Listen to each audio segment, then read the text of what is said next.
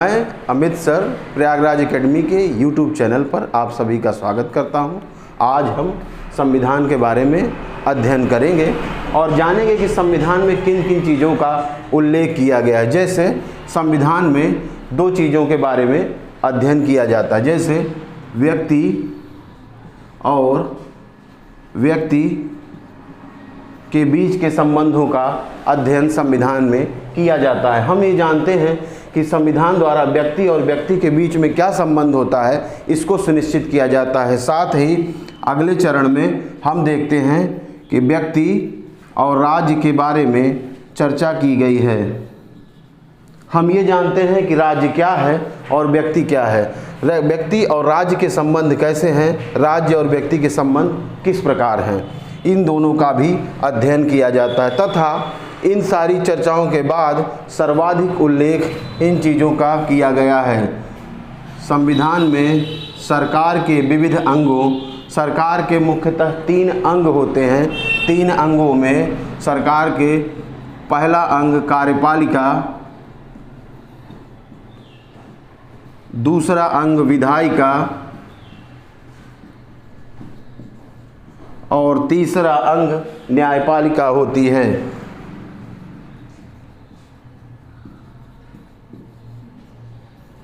संविधान में हम व्यक्ति और व्यक्ति का तो अध्ययन करते ही हैं, साथ में साथ व्यक्ति और राज्य का भी अध्ययन करते हैं। यानी व्यक्ति और व्यक्ति अर्थात मौलिक अधिकारों में हम ये देखते हैं कि जैसे कहा गया है कि जाति, धर्म, वंश, लिंग इत्यादि के आधार पर भेदभाव व्यक्ति और व्यक्ति के बीच नहीं होना चाहिए। इसीलिए संविधान में अनुच्छेद 17 में अस्पृश्यता का अंत भी किया गया कि लोग छुआछूत इत्यादि के जो हमारे यहाँ परंपराएं चल रही हैं उनको समाप्त किया जाए। और व्यक्ति और राज्य का संबंध कैसा होगा, संविधान को अंग्रेजी में कॉन्स्टिट्यूशन कहते हैं, जिसका अर्थ होता है राज्य का ढांचा या राज्य का गठन, राज्य का ढांचा अथवा राज्य का गठन, राज्य का ढांचा अथवा राज्य का गठन। अर्थात कि राज्य किस प्रकार होगा, उसका ढांचा किस प्रकार होगा, उसकी बनावट किस प्रकार होगी या उसका गठन किस प्रकार होगा। साथ ही हम सरकार के विविध अंगों, संविधान में सरकार के विविध अंगों कार्यपालिका, विधायिका और न्यायपालिका का भी अध्ययन करते हैं, जिसमें कार्यपालिका में क्या क्या शामिल है, विधायिका में क्या क्या शामिल है और न्यायपालिका के अंदर क्या क्या आता है। तो सर्वप्रथम हम ये जानेंगे कि कार्यपालिका का कार्य क्या होता है, उसके बाद अगले चरण में जानेंगे विधायिका का कार्य क्या होता है और न्यायपालिका का कार्य क्या होता है। तो हम कार्यपालिका के बारे में जानेंगे। कार्यपालिका का काम है कानूनों को लागू करना। ठीक है, कार्यपालिका में आता है कानूनों को लागू करना। हम जानते हैं कि कार्यपालिका में कानूनों को लागू करना शामिल है। कार्यपालिका का मुख्यतः काम क्या है, कानून को लागू करना। विधायिका का काम क्या है,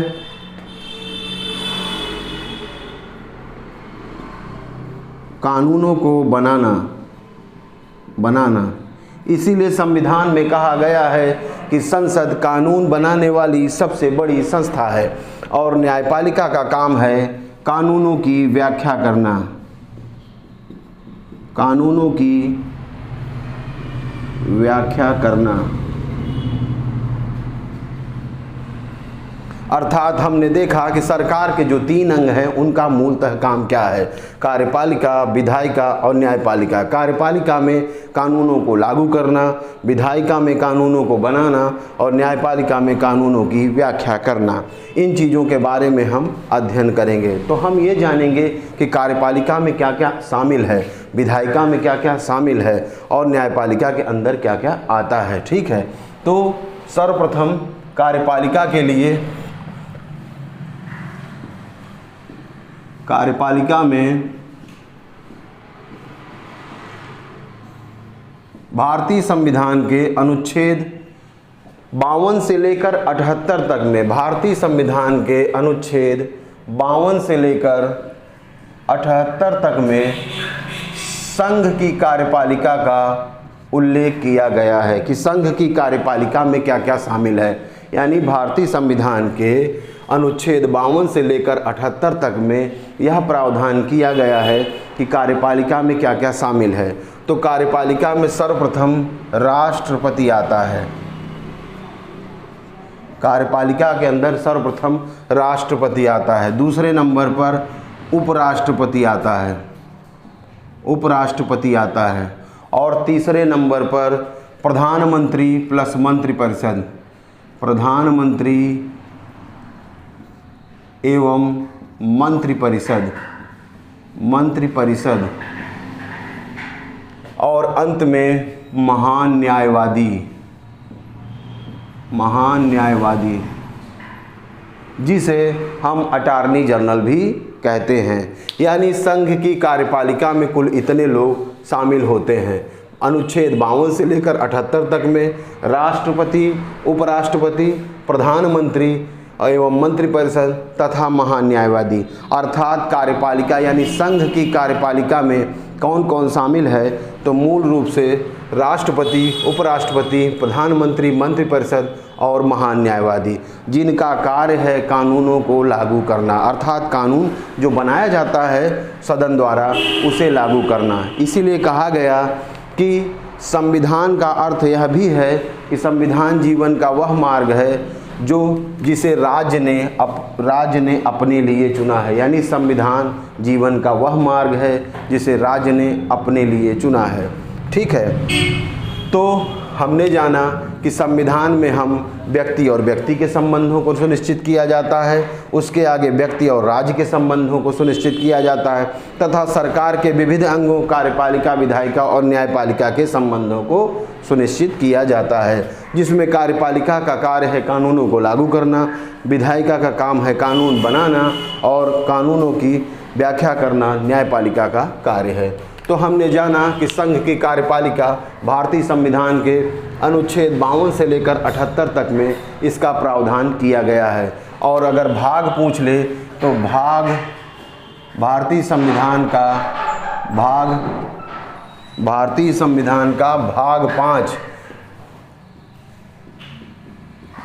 भाग 5 में उल्लेख किया गया है। यानी संघ की कार्यपालिका को भारतीय संविधान के भाग 5 में अनुच्छेद 52 से लेकर 78 तक में प्रावधान किया गया।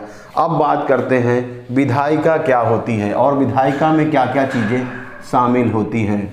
तो विधायिका अर्थात संघ की विधायिका में क्या क्या चीज़ें शामिल होती हैं। संघ की विधायिका में मूलतः 3 चीज़ें शामिल होती हैं। पहली, राष्ट्रपति, दूसरा राज्यसभा और लोकसभा। संघ की विधायिका का प्रावधान भारतीय संविधान के भाग 5 में अनुच्छेद 79 से लेकर 122 तक में प्रावधान किया गया है। अर्थात संघ की विधायिका अर्थात विधायिका का कार्य क्या है, कानून बनाने वाली सबसे बड़ी संस्था। और विधायिका में भारतीय संविधान के भाग 5 में अनुच्छेद 79 से लेकर 122 तक में इन चीज़ों का प्रावधान किया गया। और विधायिका में राष्ट्रपति, राज्यसभा एवं लोकसभा शामिल होती है। हम जानते हैं कि यद्यपि राष्ट्रपति न तो लोकसभा का सदस्य होता है और न ही राज्यसभा का सदस्य होता है, किंतु बिना राष्ट्रपति के कोई भी कानून संविधान में शामिल नहीं हो सकता। अर्थात विधेयक जब प्रस्ताव पेश किया जाता है लोकसभा में, उसका प्रथम वाचन, द्वितीय वाचन और तृतीय वाचन किया जाता है। उसके बाद वह विधेयक अगले सदन में जाता है अर्थात राज्यसभा में जाता है, तो वहाँ भी प्रथम वाचन, द्वितीय वाचन और तृतीय वाचन किया जाता है। और जब दोनों सदनों द्वारा पास हो जाता है तो राष्ट्रपति के हस्ताक्षर के बाद ही वह कानून का रूप धारण करता है। अर्थात राष्ट्रपति किसी भी सदन का सदस्य न होते हुए भी संसद का अभिन्न अंग है, क्योंकि राष्ट्रपति के बिना यह कार्य संभव नहीं है। तो न्यायपालिका में अब हम जानेंगे कि न्यायपालिका का उल्लेख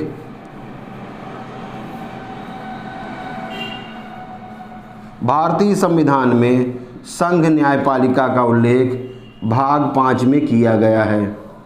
संघ न्यायपालिका, संघ की न्यायपालिका में सर्वोच्च न्यायालय आता है। ठीक है, वैसे तो सर्वोच्च न्यायालय आता है, वैसे तो हमारे यहाँ सुप्रीम कोर्ट, हाई कोर्ट इत्यादि का उल्लेख किया गया है, लेकिन इनका प्रावधान अनुच्छेद 124 से लेकर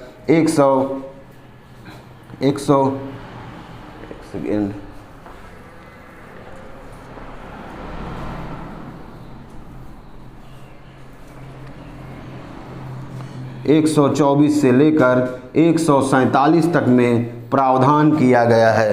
अर्थात संघ की न्यायपालिका, जिसे सर्वोच्च न्यायालय भी कहा जाता है, उसका उल्लेख भारतीय संविधान के भाग 5 में अनुच्छेद 124 से लेकर 147 में प्रावधान किया गया है। अर्थात हमने जाना कि संविधान का कार्य क्या है और संविधान में किन किन चीज़ों के संबंधों को सुनिश्चित किया जाता है। कहा गया संविधान राजकीय आचरण का वह विधान है जो राज्य तथा व्यक्ति तथा व्यक्ति के संबंधों को सुनिश्चित किया जाता है तथा उन सब में बढ़कर यथा कार्यपालिका यानी सरकार के विविध अंगों यथा कार्यपालिका, विधायिका और न्यायपालिका के संबंधों को सुनिश्चित किया जाता है। तो ये था संविधान के बारे में जानकारी कि संविधान में किन चीज़ों का विशेष प्रावधान किया गया है। अब हम जानते हैं कि संविधान कितने प्रकार के होते हैं। संविधान का विभाजन 3 भागों में किया गया है। पहला, उत्पत्ति के आधार पर, उत्पत्ति के आधार पर। दूसरा, लिखावट के आधार पर, लिखावट के आधार पर। और तीसरे नंबर पर परिवर्तनशीलता के आधार पर, परिवर्तनशीलता के आधार पर। अर्थात संविधान कितने प्रकार का होता है, इन चीज़ों का इसमें अध्ययन किया जाएगा। तो संविधान का विभाजन यानी संविधान कितने प्रकार के होते हैं, इसके बारे में हम जानेंगे। ठीक है, तो सर्वप्रथम उत्पत्ति के आधार पर। तो संविधान 2 प्रकार से उत्पत्ति होती है, या तो विकसित होगा या तो निर्मित होगा। यानी विकसित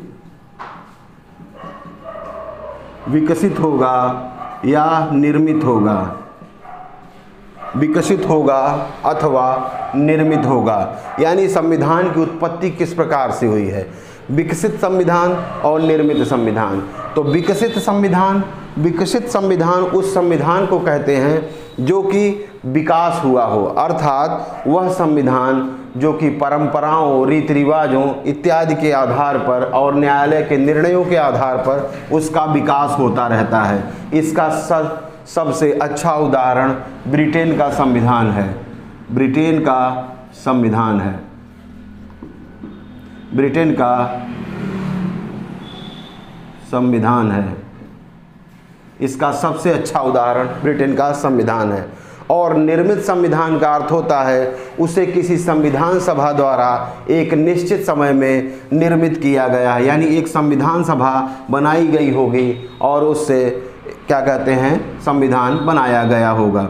जैसे भारत का संविधान या अमेरिका का संविधान।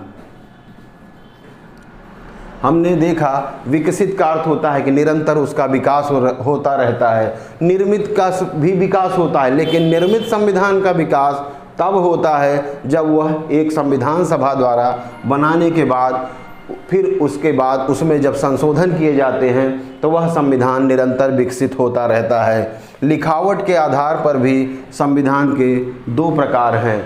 एक संविधान अलिखित कहलाता है और दूसरा संविधान लिखित कहलाता है। अर्थात एक संविधान अलिखित होता है, दूसरा लिखित होता है।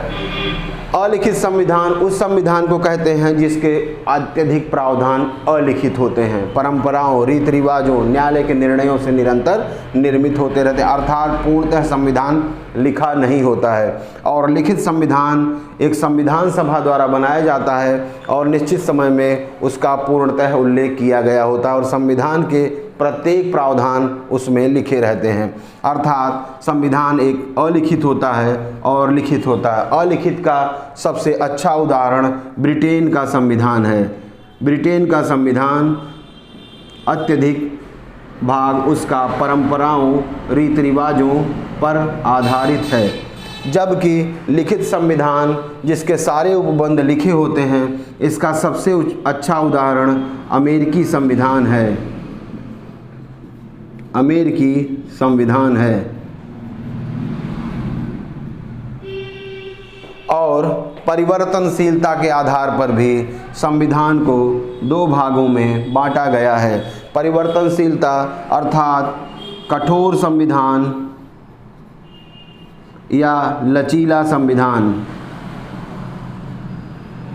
कठोर संविधान का मतलब यह है कि उसमें जब भी संशोधन करना हो या परिवर्तन करना हो तो उसकी प्रक्रिया अत्यंत जटिल होती है, जिसका पालन करने पर ही संविधान में परिवर्तन किया जा सकता है। अर्थात संविधान में जब भी आवश्यकता होगी परिवर्तन करने के लिए तो एक जटिल प्रक्रिया का हमें सामना करना पड़ेगा। इसीलिए जो लिखित संविधान होता है वो कठोर होता है और जो अलिखित संविधान होता है वो लचीला होता है। और देखा जाए तो लचीला संविधान वह होता है जिसमें आसानी से संशोधन किया जा सकता है, अर्थात जैसे ज़रूरत पड़े उस प्रकार आराम से उसमें संशोधन किया जा सके। जैसे इसका सबसे अच्छा उदाहरण अमेरिकी संविधान है। अमेरिकी संविधान है। अमेरिकी संविधान एक कठोर संविधान का उदाहरण है। और दूसरे नंबर पर लचीला संविधान ब्रिटेन का संविधान कहलाता है। लचीला अर्थात जब भी उसमें आवश्यकता होती है संशोधन किया जा सकता है, किंतु हमारा भारतीय संविधान जो है वो कठोर और लचीला का अद्भुत मिश्रण है। कुछ प्रावधानों का संशोधन जब करना होता है तो उसके लिए कठोर प्रक्रिया अपनाई गई है और लचीला संविधान तब होता है जैसे कुछ प्रावधान आसानी से संशोधित कर लिए जाते हैं तो उसे लचीला कहा जाता है, उसके लिए जटिल प्रक्रिया नहीं अपनानी पड़ती। अर्थात संविधान के बारे में हमने जाना, उत्पत्ति के आधार पर संविधान विकसित होता है और निर्मित होता है, लिखावट के आधार पर अलिखित होता है और लिखित होता है, और परिवर्तनशीलता के आधार पर कठोर एवं लचीला इत्यादि भागों में विभाजित होता है। जहाँ तक देखा जाए तो जो संविधान विकसित होगा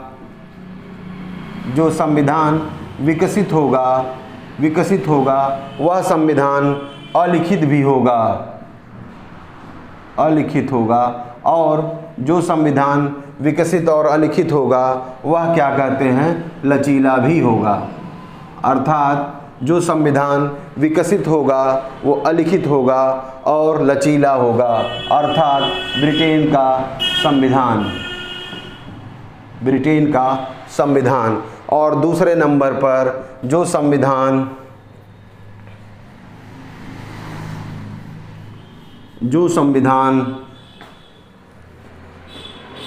निर्मित होगा वो लिखित होगा और साथ ही साथ वह कठोर भी होगा। अर्थात जो संविधान विकसित होगा वही संविधान अलिखित होगा और लचीला होगा। इसका सर्वोत्तम उदाहरण ब्रिटेन का संविधान है। और जो संविधान निर्मित होगा, लिखित होगा, कठोर होगा, इसका सबसे अच्छा उदाहरण अमेरिकी संविधान है।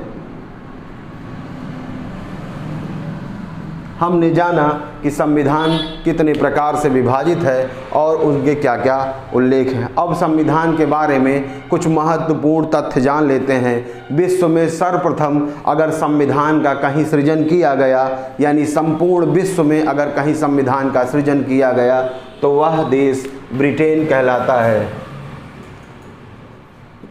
ब्रिटेन कहलाता है, यानी विश्व में सर्वप्रथम ब्रिटेन का संविधान बनाया गया।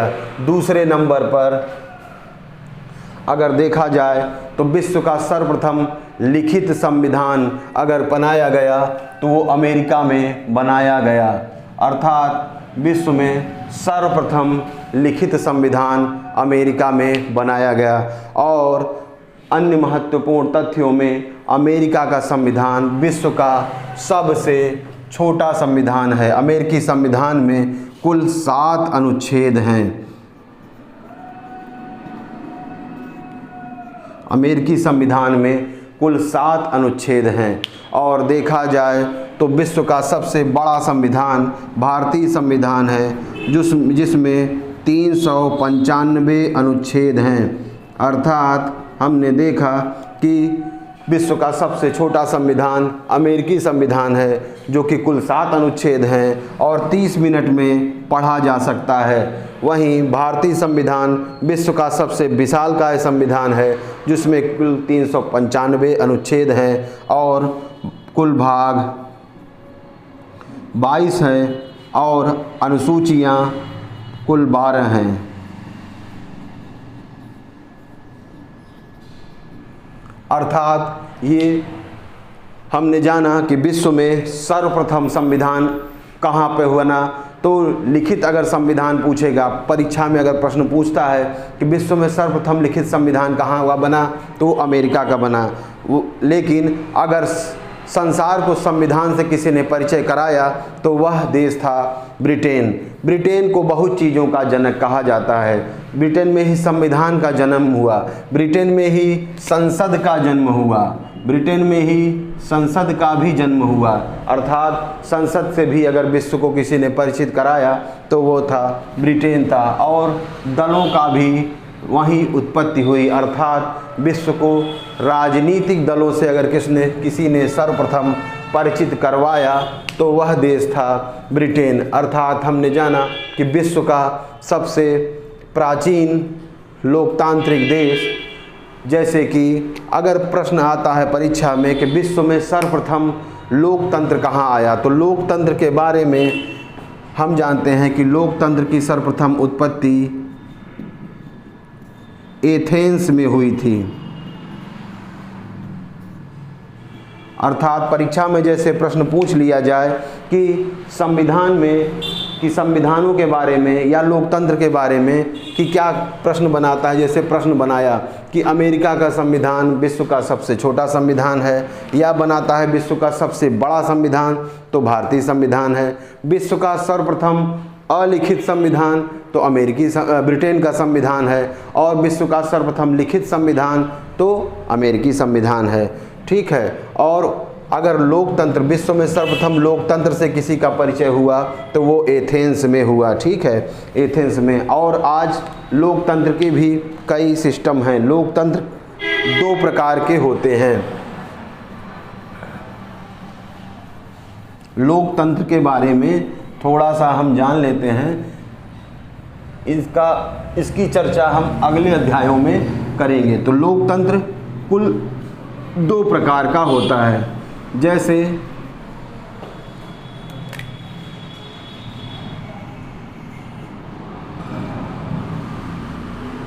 लोकतंत्र में भी प्रत्यक्ष लोकतंत्र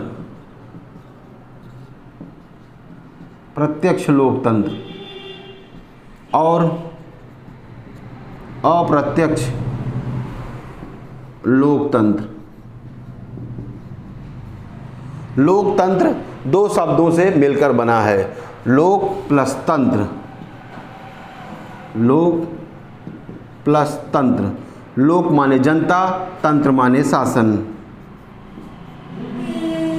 लोक माने जनता, तंत्र माने शासन। इसके बारे में कहा गया कि लोकतंत्र ऐसी प्रणाली है कि जिसमें जनता के लिए, जनता द्वारा, जनता की बनाई गई सरकार, अर्थात लोकतंत्र में जनता को अधिकार होता है कि वह अपनी सरकार को चुन सकता है। और लोकतंत्र, प्रत्यक्ष लोकतंत्र व अप्रत्यक्ष लोकतंत्र दो प्रकार से विभाजित है। प्रत्यक्ष लोकतंत्र में जैसे विश्व में सर्वप्रथम प्रत्यक्ष लोकतंत्र, पहले प्रत्यक्ष लोकतंत्र ही प्रासंगिक था, नहीं तो उसके बाद जब प्रत्यक्ष लोकतंत्र में जनसंख्या कम होती है तो यह व्यवस्था लागू की जा सकती है, लेकिन जब जनसंख्या अत्यधिक हो जाती है तो अप्रत्यक्ष लोकतंत्र लागू होता है। प्रत्यक्ष लोकतंत्र का जनक रूसो को कहा जाता है, रूसो को कहा जाता है। और अप्रत्यक्ष लोकतंत्र का जनक जॉर्ज बेंथम को कहा जाता है।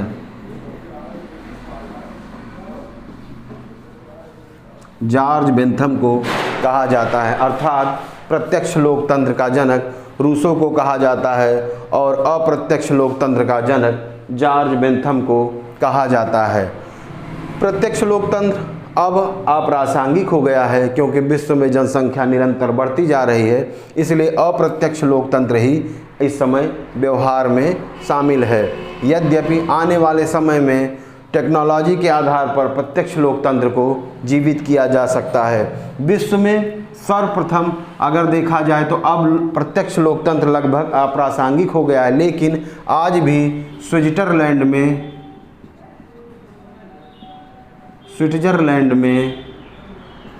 उसके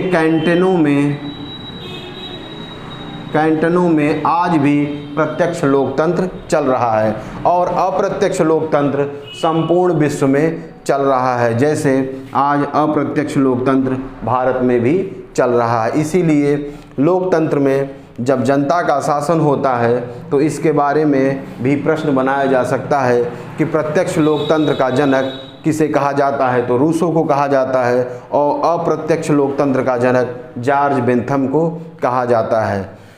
और साथ ही हम इसके बारे में यह भी जानेंगे कि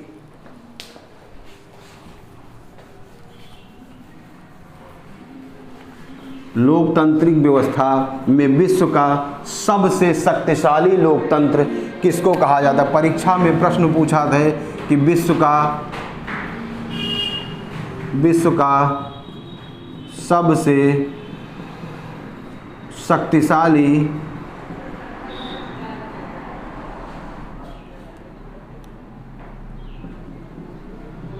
शक्तिशाली लोकतंत्र अमेरिका का है। विश्व का सबसे शक्तिशाली लोकतंत्र अमेरिका का है। शक्तिशाली का अर्थ है कि लोकतंत्र में सामाजिक, आर्थिक और राजनीतिक लोकतंत्र को प्राप्त कर लिया हो। सामाजिक लोकतंत्र,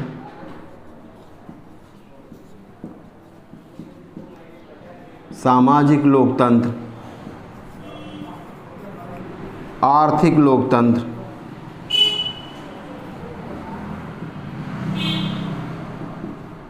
और राजनीतिक लोकतंत्र।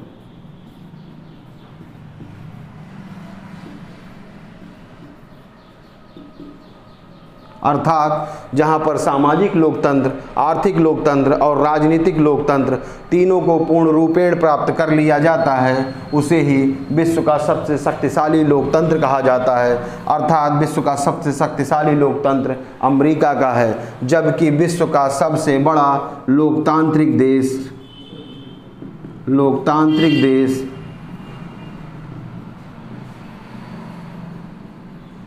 भारत है। लेकिन भारत को शक्तिशाली लोकतंत्र इसलिए नहीं कहा जाता कि आज भी भारत के पास सामाजिक लोकतंत्र में समस्याएं विद्यमान हैं, आर्थिक लोकतंत्र में भी समस्या विद्यमान है, जबकि राजनीतिक लोकतंत्र को भारत ने पूर्णतया प्राप्त कर लिया है, पूर्णतया प्राप्त कर लिया है।